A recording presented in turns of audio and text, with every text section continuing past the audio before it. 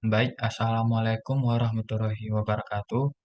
Perkenalkan, nama saya Dafa Azrul Randa dari jurusan Agroteknologi Fakultas Pertanian Universitas Syahkuala. Di sini saya akan menjelaskan terkait penggunaan metode rak faktorial, artinya rancangan acak kelompok secara faktorial. Perbedaannya hanyalah pada eh, parameter yang bukan lebih tepatnya pada perlakuan yang diamati dalam penelitian ini. Pada rancangan acak kelompok biasa itu hanya satu atau dua lebih perlakuan, namun kondisinya itu sama atau seragam. Yang bedanya itu pada kondisi lapangan.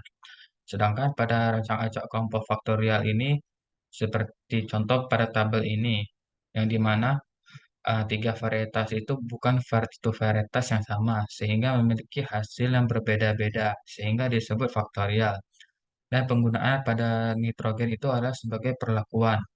Pada tabel yang saya sampaikan ini memiliki ulangan sebanyak 4 kali, 3 kali sebagai kelompok V1, V2 kelompok 2, dan V3 kelompok 3. Dari sini taraf nitrogena digunakan sebanyak 5 kali, N0, N1, N2, N3, dan N4, dan pada kelompok 2 dan kelompok 3 sama. Dan di sini datanya itu sebanyak 20 data, yang dimana 4 per 4 ulangan dikali dengan 5 sampel yang digunakan. Nah, di sini kelompok ini menjadi pembeda pada varietas padi. Satu misalnya padi tinggong, pada padi dua padi uh, gogo, atau padi tiga pada padi sigupai. Nah, langsung saja data yang kita ini akan analis pada SPSS untuk melihat hasil outputnya.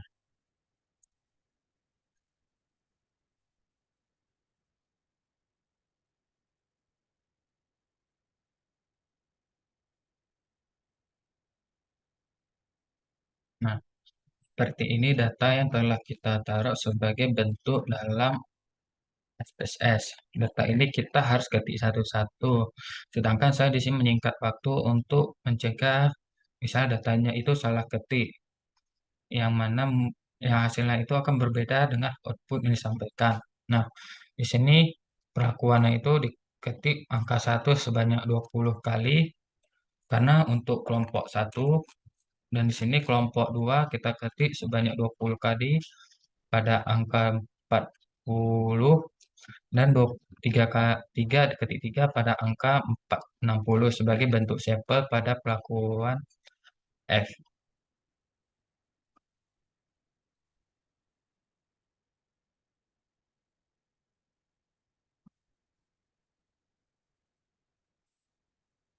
Nah, pada perlakuan N kita ketik 0 4 kali, 1 2 3 4, 2 3 4, tiganya 4, dan sampai seterusnya. Dan 0 sampai 4 ini sebanyak satu kelompok, dan dimulai lagi 0 sampai 4 lagi sebanyak kelompok 2. Bisa dibilang 0 akar 4. 0 kali 0, 0, 0, 1, 1, 1, 1, hingga seterusnya. Dan 0 sampai 60 itu adalah untuk perlakuan N atau nitrogen yang di bagian data kiri tadi sebanyak 60 data dibagi menjadi 4 bagian. Nah, pada ulangan blok kelompok yang ulangannya tadi sebanyak 4 kali yang pada bagian tabel di atas, dan diketik 4 juga, 1 2 3 4 sebanyak 60 data, 20 data. Nah, selanjutnya di hasil kita tarik datanya itu, kalau mau langsung bisa di Excel. Datanya itu bisa kita transpose menjadi bentuk seperti ini, yang seperti saya jelaskan sebelumnya, atau diketik satu-satu. Namun susahnya satu-satu itu biasanya cukup lama dan kadang salah ketik. Sehingga di sini saya langsung saja menyingkatnya. Pada variable view, di sini kita ketik perlakuan, kita tarik garis sedikit. Nah, perlakuan F yaitu bagian kelompoknya F1, F2, dan F3 tadi.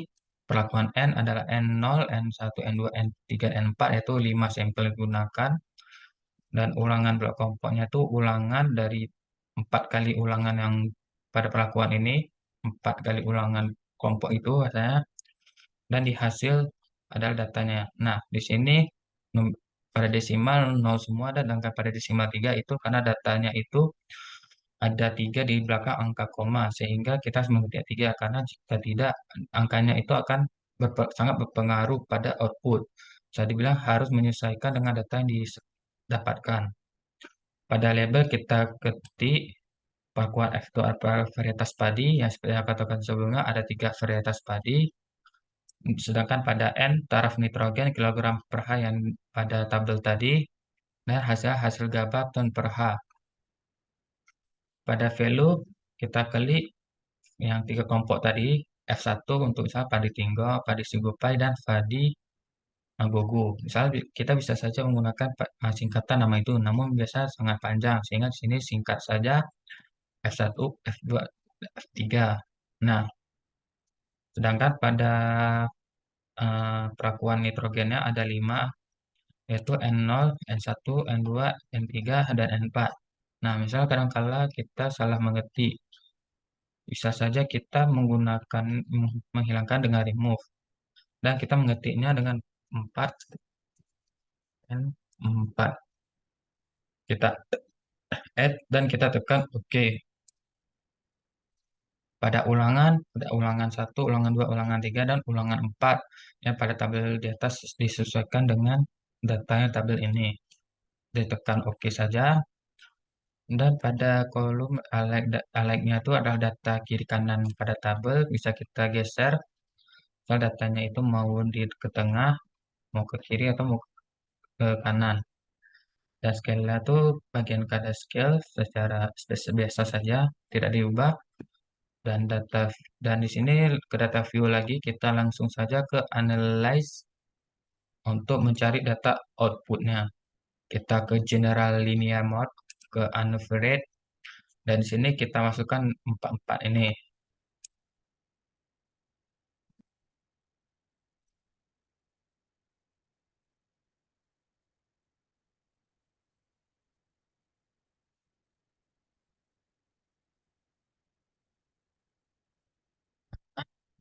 Ulang-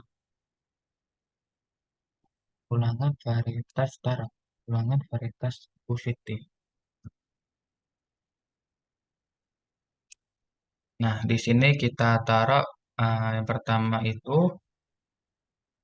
hasilnya itu dependent variable. Datu di tiganya ini pertama kali kita taruh ulangan blok. Datu kita taruh varietas padi, kita taruh T. Nah, datu kita ke bagian model, di sini kita custom dan kita taruh tiga ini.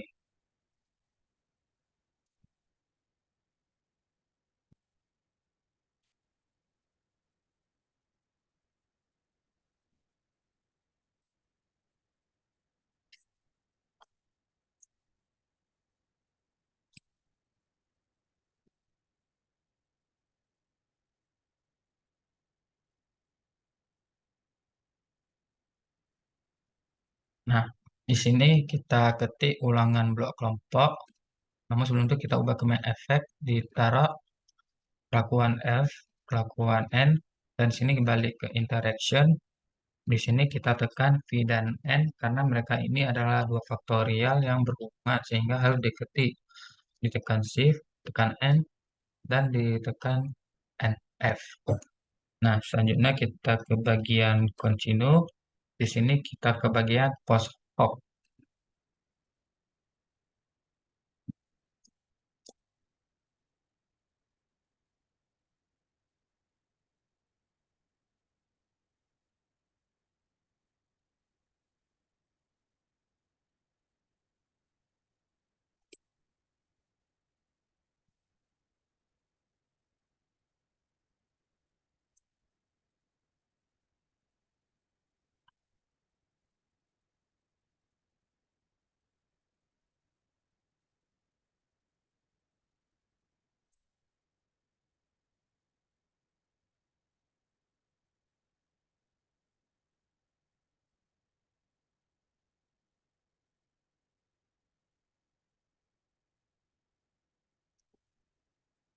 Nah, di bagian post hoc, kita tekan ulangan blok kelompok, ulangan I, dan ulangan N.